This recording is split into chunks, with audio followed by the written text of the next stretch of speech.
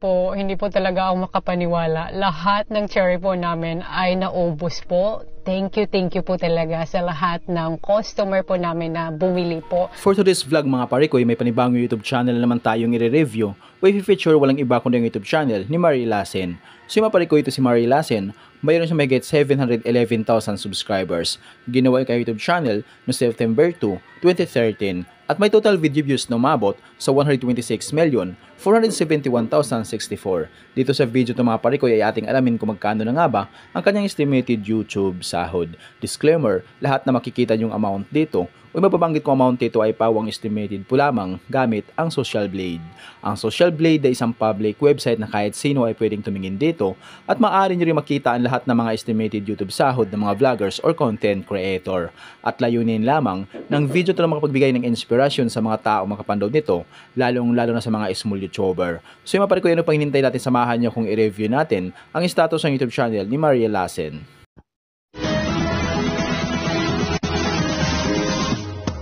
So yun mga parikoy, dito tayo ngayon sa official YouTube channel ni Marie Lassen dito sa Social Blade. So mayroon na siyang 261 uploads na video. At yung kanyang subscribers ay umabot na sa 711,000 subscribers. So deserve ni Marie Lassen na magkaroon siya ng maraming subscribers. So mas maganda kung umabot na siya ng million subscribers. So napakasipag at napakabait ni Marie Lassen. Total ang kanyang video views, nakakuha na siya ng 126,471,064. Country, Australia. Channel type, people. Ginawa kay YouTube channel sa September 2, 2013. Nakakuha siya ng 12,000 subscribers, tumaas ito ng 8.3% kumpara sa nakalipas na 30 days. At dito sa kanyang video views, nakakuha siya may 3 million, bumaba ito ng 26.4% kumpara sa nakalipas na 30 days. So yung maparikoy, dito naman tayo ngayon sa YouTube stats sa Marie Lassen simula noong December 12 hanggang December 31, 2024.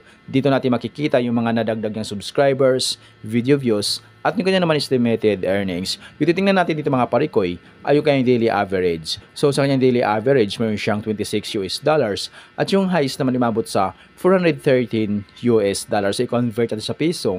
Simula natin pa-convert sa lowest na mayroon siyang 26 US dollars times ito sa 58 ay mayroon siyang 1,508 pesos na posibleng kitain sa loob ng isang araw. At kumabot naman yung highest, umabot sa 413 US dollars. I-times natin sa 58 ay mayroon siyang 23,954 pesos na posibleng kitain sa loob ng isang araw. So yung mga parikoy, dito naman tayo ngayon sa kanyang estimated monthly earnings. So disclaimer po lamang mga parikoy, ang video na ito ay layunin lamang na makapagbigay ng inspiration sa mga tao makapanood nito, lalo na sa mga small YouTuber. Lahat na makikita yung amount dito, yung mapabanggit kong amount dito ay pawang estimated po lamang gamit ang Social Blade. Ang Social Blade ay isang public website na kahit sino ay pwedeng tumingin dito at maaari nyo rin makita ang lahat ng mga estimated YouTube sahod ng mga vloggers or content creator. So yung maparikoy dito sa kanyang estimated monthly earnings ni Marie Lassen, meron siyang 774 US dollars at yung highest naman umabot sa 12,400 US dollars. I-convert natin sa piso. Simula natin pa-convert sa lowest na mayroon siyang 774 US dollars, i-times natin sa 58 ay mayroon siyang 44,892 pesos na posibleng kitain sa loob ng isang buwan. At kumabot naman yung highest na umabot sa 12,400 US dollars, i-times natin sa 58 ay mayroon siyang 719,200 pesos na posibleng kitain sa loob ng isang buwan. Pero maaaring magbabago pa itong mga parikoy, depende sa dami ng views na makukuha ni Marie Lassen. So dahil ang sahod ng mga vloggers or content creator, nakadepende sa dami ng views, sa dami ng subscribers.